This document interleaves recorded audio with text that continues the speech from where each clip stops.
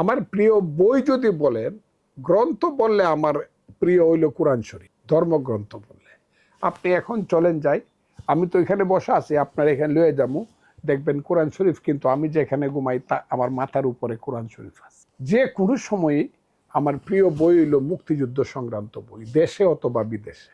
এটা খালি বাংলাদেশের মুক্তিযুদ্ধ, মানুষের মুক্তি সংগ্রামের উপরে লেখা যে বই, ওই যে পাহাড়ের গুহা থেকে মানুষ বেরিয়ে এসে আজকে মঙ্গল গ্রহে যাচ্ছে, সেই যে বই, এই বই হলো ইতিহাসের বই, মুক্তিযুদ্ধের বই আমার সবচেয়ে প্রিয়।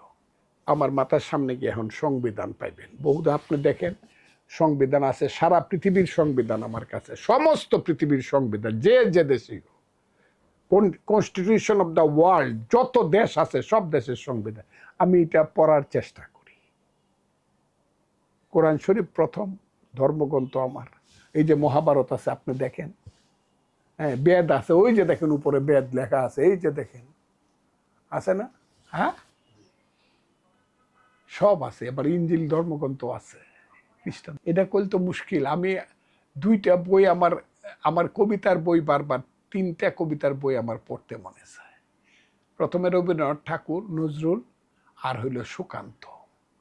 আর যখন এই যে আপনাদের ভাবি আসছে আমার সামনে, হাসি ফুর্তি করি, তখন জীবনানন্দ দাশ।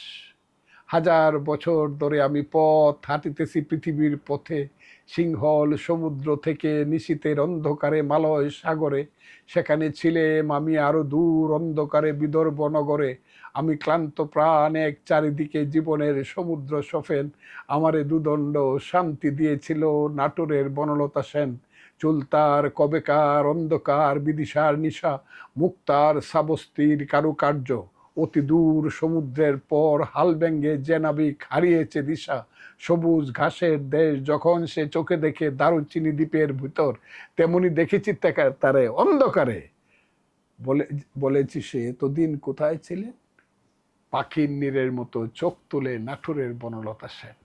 যখন মনে খুব আনন্দ থাকে, আবেগ থাকে, তখন ওই কবিতাগুলো, এগুলা কবিতার বই আমি পড়ি।